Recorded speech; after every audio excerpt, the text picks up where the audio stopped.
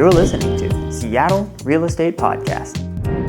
So why are all of your classic rock heroes, your favorite artists, you'll hear on the radio, they sold their music catalog for $100 million. Can you believe that? Yeah, I can believe that. This guy got $150 million. ZZ Top just got $50 million. Bob Dylan, Bruce Springsteen, hundreds of millions of dollars. I think Springsteen was like 300 million or 500 million. I don't know. We're going to find out. But it's crazy numbers. What is going on? Is it an epidemic of people that think they're going to die like tomorrow? No, it's basically estate planning, right? Yep, that's what we're going to get into today. All right. And why are we doing this on a real estate podcast? Well, I'm a big classic rock fan. And these are important questions to me. And for me, it's more about the business end of things. Like, why would somebody invest all this money if they're not going to get a return? I mean, like literally, okay, so ZZ Top sells their catalog for $50 million. Are we really going to expect that $50 million investment is going to come back just right away? I mean, is it just, is there so much demand for the ZZ Top catalog? Do you even know who ZZ Top is? I mean, you've got some classics out there. LaGrange. I mean, it's some amazing music. But let's be honest, not exactly like Michael Jackson as far as, notoriety throughout into all of society. ZZ Top is some bearded guys that are, one of them's dead. And yeah, they've got some great music, but $50 million. All right, we're going to get into it. Before we do, if you're new here, welcome. My name is Sean Reynolds, and I own a couple of real estate companies, and I read the news from that perspective. And to me, it's about the business deal. It's about the deal. All right, let's see what these guys are doing. What are they doing? Selling off chunks of their music collections, hundreds of millions of dollars. What's going on? An expert explains why all your classic rock heroes are selling their catalogs. That's the one I wanted to profile, but here's the one we're going to read first. All right. What's behind the boom and iconic boomer musicians selling their songs? Are they selling out? That was a big thing, right? In the 60s and 70s. Oh, they're selling out. It's selling out. It's total sellout. And that's what you'd say when somebody like licensed their music to like a Coca-Cola commercial or something like that. Who was, I think it was U2 just went on a big tour where they're like, yeah, we're not doing any corporate sponsorship at all. Now they do. And they just, whatever.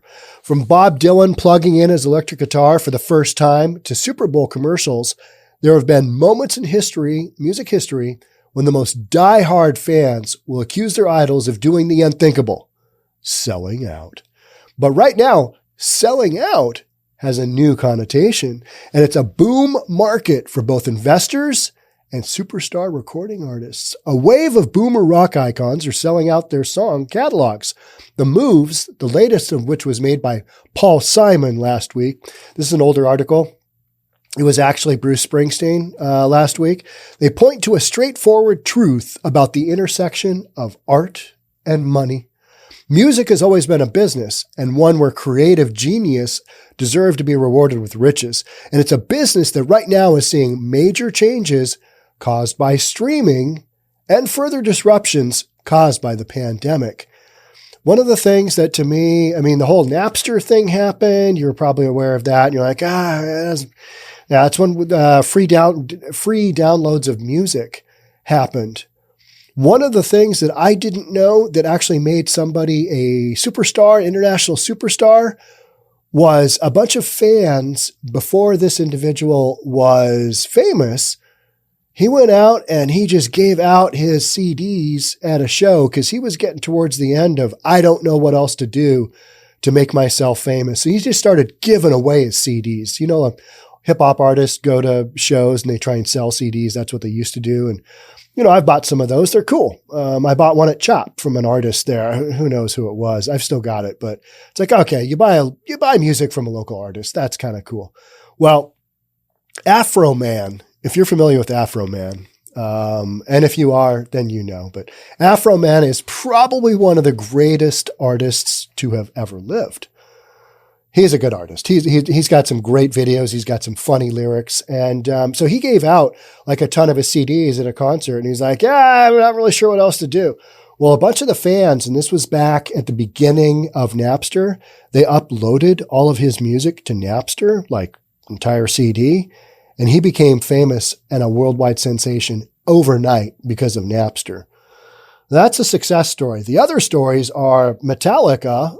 Lars from Metallica, the drummer, basically saying, yeah, we're not down with you guys just uploading the music and it being distributed freely to everybody. So you had the whole Napster thing come along, and now you've got streaming coming along, but artists can't make music. They don't make that much money from selling albums anymore because nobody buys albums. It's all streamed, right? And so the only way a lot of these artists can make money is either by selling their collection or by going on tour. And a lot of these artists that we're talking about now, they ain't going on tour because they're old and you got the Rona swirling around there. Even though the CDC says, 10 days to 5 days, it's okay. Don't wear your mask, wear your mask. You know, all that stuff going on right now where we're in transition kind of period. So the deals from Paul Simon to Bob Dylan to Neil Young. In Neil Young's case, a 50% stake. Neil Young, I'm going to call you out right there. You're a sellout. You're a sellout. Now, you might be a big Neil Young fan. I am not. I am more on the Leonard Skinner end of things, where a Southern man don't need him around anyhow. That's kind of my thinking. Crosby, Stills, Nash & Young. Yeah. Some great music. Just can't get behind him as much as I can like a Leonard Skinner. You know what I mean? Simple Man. All right. And Stevie Nicks. All right. Yeah. Stevie Nicks. Yeah, I'm a fan. Cool videos. But I probably wouldn't go out of my way to see her in concert right now and just be like, all right, bring me Fleetwood Mac. Let me watch Fleetwood Mac play and I'd be okay with that. She sold 80% of the rights to her songs. These highlight major trends in the entertainment industry, capital markets, and wealth management. We've also got what I keep hearing is these historically low interest rates. These music companies are able to go out and borrow enormous amounts of money because like $500 million for an artist's, their songs. Like, really? What's the payback schedule on that? I mean, what's the amortization schedule? There is none. You're not going to get that money in any time soon. But these big companies, they're betting on being able to do, I think, market this music in way different ways and that we haven't even seen probably. And a lot of it just has to do with market share. They're buying market share. Oh yeah, you got Guns N' Roses collection? Well, we've got AC/DC's. You know, that's where these things are going to go. No, AC/DC hasn't sold out yet, and no, Guns N' Roses hasn't, but it's coming. You know that, right? Music publishing companies like Hypnosis Songs Fund and Primary Wave Music and conglomerate players like BMG, Sony, Warner Music Group, and Vivendi's Universal Music Group are buying up premier song catalogs and big deals fueled by record low interest rates with the belief that there will be more lucrative returns in the future from selling the rights to these songs across entertainment platforms. All right. That's where I'm kind of like $100 million for that guy's catalog. All right. Well, they know something I don't. Because have you seen what these artists are making based on their current catalogs? It's not a lot. They got to go on tour. And, some of them are, and we're going to read, a couple of statements. And you're like, okay, here's where we sit.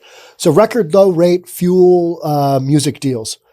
Record low interest rates. Larry Mistel, CEO of Primary Wave Music, the company that just acquired a majority stake in the catalog of two-time Rock and Roll Hall of Fame inductee Stevie Nicks, he told CNBC that the economic environment of the coronavirus pandemic has worked in favor of companies looking to purchase large assets. These low interest rates make it easier to borrow money, and high rates of return have created a perfect opportunity for acquirers. Plus, it just makes sense. And let's be honest, these artists aren't getting any younger. So you are looking at the present value of money having greater value for them than the future value of money, where they may or may not be still living. So a lot of it's to do with estate planning. All right, you're going to give me $50 million now. All right, I'm going to owe this much in taxes. Here's what I'm going to do. I'm going to set up trusts for my kids who are probably adults by now. but they're morons because their dad's a rock star and they just figured they'd inherit a bunch of money. And yeah, I'm making that all up. But I mean, how often do you see that? Pretty often. So more than likely, it's the kid's an idiot because dad was a rock star and was always out on the road. And, they didn't have a consistent mom in their life. And but they're, going to be multimillionaires, so it's all okay. So you're talking about a low interest rate environment and you could achieve a 7 to 9% return? All right. And then increase that through marketing and generate mid-teen returns. All right, now we're talking money. So we're going to get some money through this system, right? So that's a very attractive place for people to put money, invest it. Music catalogs have also proven to be recession-proof, and the pandemic has only heightened the amount of deals being made as the music industry goes through a massive disruption caused by the shutdown of live venues and touring. So many artists have just struggled. Because you got to go out and tour if you're going to, make some money. During the pandemic, touring, that's a hard no-go. There's only so many live streams that you can sell, right? The deals also come at a time when streaming music, for all of its controversy and skepticism on the part of the musicians themselves about getting a raw deal. That's proved to be an economic juggernaut, at least for the record companies. In 2020, Goldman Sachs forecast the global music revenue would reach $142 billion. $142 billion by the end of the decade, reflecting an 84% increase when compared to the 2019 level of $77 billion. And streaming captured $1.2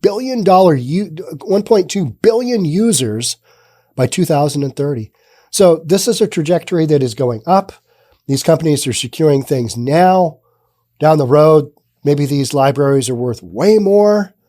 I just can't see it. But, when you're talking hundreds of millions of dollars, it's like, all right, whatever. Global streaming music revenue hit an all-time high as percentage of the industry last year, 83% according to a recent report. So streaming as a percentage of the industry in general, 83% of their income came from streaming music. Just, stuff you download on Spotify, stuff you download and pay for on Apple, whatever it is that you do. Spotify said that its mission is giving 1 million creative artists the opportunity to live off their art as sellouts. All right. It's a business. And I've never been one of those people. Oh, they're an artist. They shouldn't be selling out. It's their music is their business to do whatever with. Whether they want to sell out or not, I don't really care. How can I listen to them? How can I download that one song? That's what I'm concerned about, right? That's what you're concerned about as a consumer.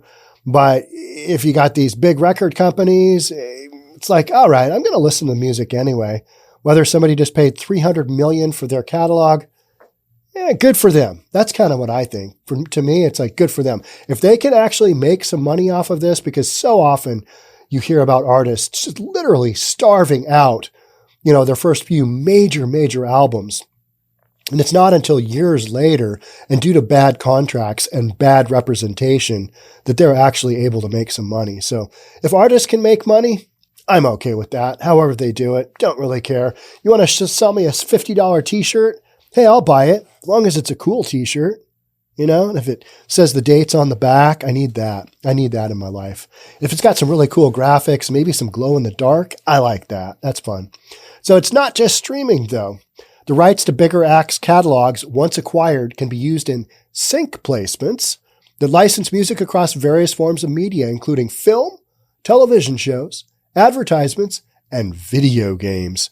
From a publisher's perspective, it's extremely valuable to obtain the rights to a certain catalog that we can pitch for sync, said Rebecca Vallis, copyright and licensing manager at Penn Music Group. A catalog can do its own pitching just because of its legendary success. People want the big artists. They want the Bruce Springsteen. They want the Paul Simon. I'm not a Paul Simon fan either, let's be honest. Simon and Garfunkel, hard no-go. Just too soft. Just like, yeah, why don't I just go listen to Joni Mitchell or something, Nah, I'm more of I like my music a little bit stronger, please. A little bit stronger. Valuing rock icons. The more recognizable a catalog is, the more valuable it becomes for companies to purchase and use in movies or television. The best catalogs pay for themselves over time. Yeah, I'd love to see those numbers. The best catalogs pay for themselves over time as sync helps recoup the money acquirers spent, and then some as time goes on. You're going to make some money as time goes on. I do believe that the icons and legends are worth more than the other artists, Mistel said. Primary Wave owns the catalogs of stars like Whitney Houston, Ray Charles, Frankie Valli, and the Four Seasons. All right, none of those I'm a big fan of, but that's not really what we're talking about. This isn't the which music artist Sean is a fan of podcast, is it? Some famous musicians of the boomer era have lashed out at the situation industry has placed them in, such as David Crosby. Yeah, I always found David Crosby to be a little bit of a whiner. Just a scooch, you know what I mean? Say what you want. Maybe you're a huge Crosby, Stills, Nash and Young fan. I'm not. But I'm also not a fan of the boss. I'm not a fan of Bruce Springsteen either. Just not. I mean, when you're constantly just mixing politics and music, I'm kind of like, yeah, all right, that's a cool song, but I see where you're going with the message, and it's not really a message that, I'm on board with it and I agree with. So I am a fan of your music and you got some cool tunes, but I think you're kind of a whiner. So, not David. I mean, Crosby, Stills, Nash and Young, they definitely have their place in music, and they've got some amazing songs. Let's be honest, just timeless songs. But David Crosby said in a tweet in December, "I'm selling mine also, his music catalog. I can't work." All right. He's a music artist. He can't go on the road. That makes sense. And streaming stole my record money. Okay. Because nobody's buying albums anymore. So if you're a David Crosby and you have bills to pay, what do? Somebody comes up and says, hey, you know what? Let's work a deal. You're probably going to say, I am not getting any younger. Going out on tour is not going to get any easier over time. Let's make a deal. David Crosby goes on to say, I have a family and a mortgage, and I also have to take care of them. So it's my only option. I'm sure the others feel the same. He sold his entire catalog to Irving Azoff's iconic artist group in March, which has also recently acquired a controlling stake in the Beach Boys' intellectual property, including a portion of the song catalog. Given our current inability to work live, this deal is a blessing for me and my family, and I do believe these are the best people to do it with, Crosby said in a statement announcing the deal. I'm sure you did. I'm sure you felt like they were the best people to deal with because that's who you sold to. Anything else, and you'd be admitting that you're a moron. Boomer generation estate planning. For the musicians themselves, there's a mega trend at work. The estate planning needs of America's wealthiest generation. Boomer musicians and those born just on the cusp of that generation are like Paul Simon and Bob Dylan they were born in 1941. Just like their fans are aging. Artists are getting older now so that they can use cash. They can estate plan. God, we're getting old, aren't we? Because these guys they're a generation above me. And they're like, yeah, let's sell out. We need the money now. I could be dead very soon. Paul Simon? Bob Dylan? Like a Rolling Stone? Of course, the downside can be loss of control over an artist's most precious asset, the creative genius that made their careers. All right, but as they age, they're not going out on tour. Show me the money. If I was one of these artists, would I be that guy saying, I'm not giving up creative control to my music? I'd say, how much? How much are you going to give me? How much am I going to get? All right, and then I hear my song on the radio. Maybe I'm one of these, people that can't really get along with anything corporate. I could for the right price. Let's be honest. And we're reasonable here, right? How much? Like Jerry Maguire, show me the money and we'll talk.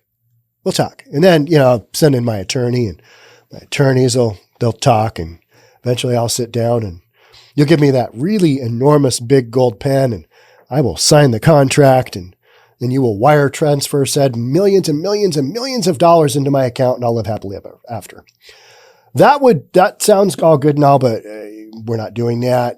Only these artists are, right? So these aging rock stars may want to cash out to provide for their estates because time isn't going to do them any good. Because when you're dead, you're dead. So as of the writing of this article, Bob Dylan's deal is the biggest reported so far, estimating at $300 million. I think Bruce's deal, the boss's deal, is $500 million though. It seems like anybody that has a relationship in the music business that knows anybody is trying to raise money. And that doesn't mean that they can't go out and identify assets to sell or even know what they're doing. BMG and private equity giant KKR, of all people, Kohlberg, Kravis, and Roberts.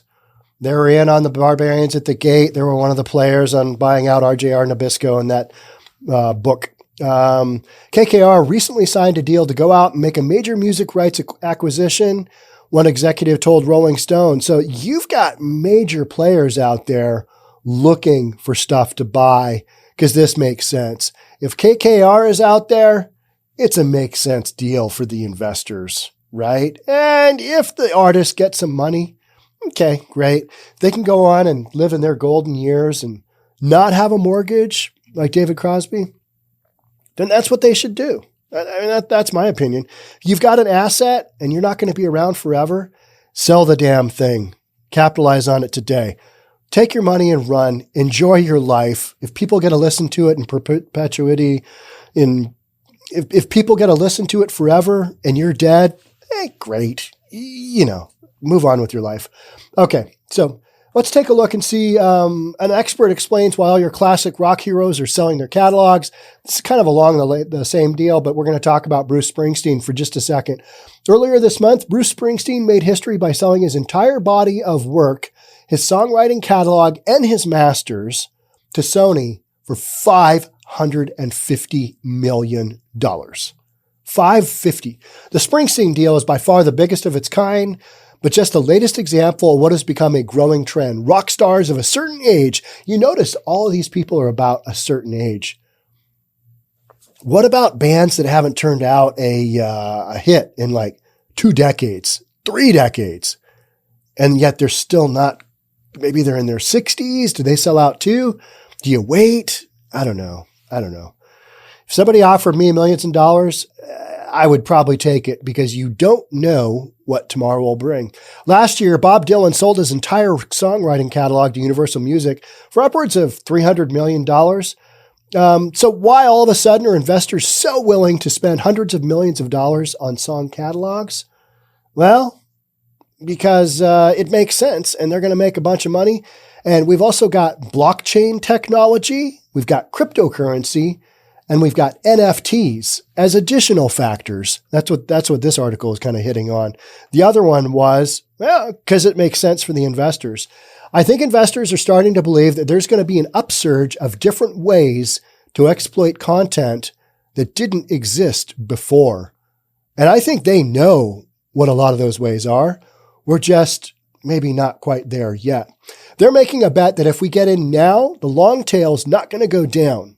It's only going to go up, at least to some extent. And then they'll be able to sell their assets at some point to somebody else for much more than they paid for it. That's the gamble. That's the long gamble. All right. The first article kind of said that they're going to be able to recoup their investment and make some money. This one is that they're basically buying up assets to have within their portfolio so that when they sell their entire business, just like these artists have, they're going to make some money. Of course, only time will tell whether that gamble will pay off, but given the enduring popularity of an artist like Springsteen, it's hard to imagine a company like Sony getting a favorable return on a $550 million investment. But as Chickadell points out, that's not necessarily the point. They're never going to get their money back, but they don't care because they have a strategic reason for doing it, he explains.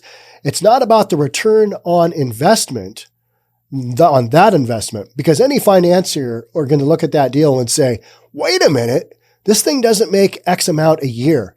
That's what I've always kind of thought about. I'm like, all right, how long are these investors thinking that they're going to analyze? How long is the deal good for?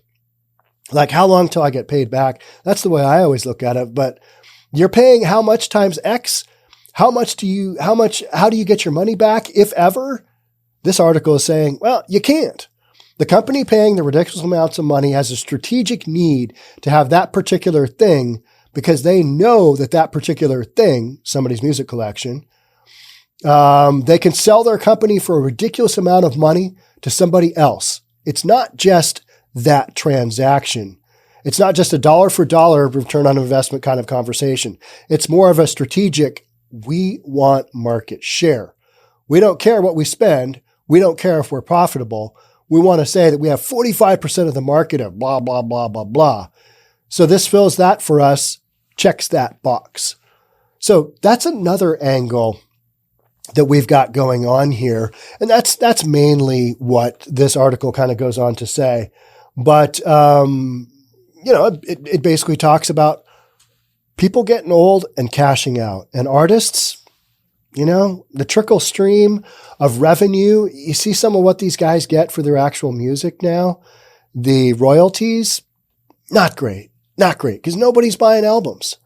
And so you're going to have to look at different ways to do it. And some of the numbers are just, like $50 million for ZZ Top. I mean, ZZ Top, I think the last I saw them live in concert 4 or 5 years ago. And I know they were supposed to come back through. I think they were touring, even though one of their guys just died.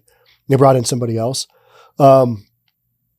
But it's like, okay, how many times do you have to play ZZ Top over whatever appliance or whatever streaming service to get your money back on $50 million of ZZ Top?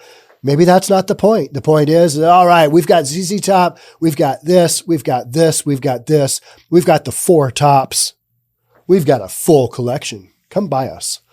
That's kind of part of what we're talking about too, because it's not just the individual asset, which is the music, it's the overall market share. I mean, that kind of makes sense to me. Some of the numbers though that you're talking about, that's where I kind of detach and I'm like, really? All right, well, you look at what some of these people are paying for these, NFTs, and you're like, okay, all right. Or, cryptocurrency, you're like, all right, that's been around for a week and we're paying what now? Okay. Yeah, there's some value there to you, but to me, I don't know. Maybe I'm just old. Maybe I just don't understand the music scene anymore like I ever did, right? But no, I know when I go buy an album, I'm, kind of supporting that artist, aren't we ish? When's the last time you bought an album? When's the last time you bought a song? I've bought a handful over the years, but a handful. I spend my money. I buy merchandise at concerts. That's my big thing. Not because I want to support the artist, but because I like merchandise from concerts, and they only get a fraction of that money if they ever get any money from that, because the whole gig is just wildly against artists.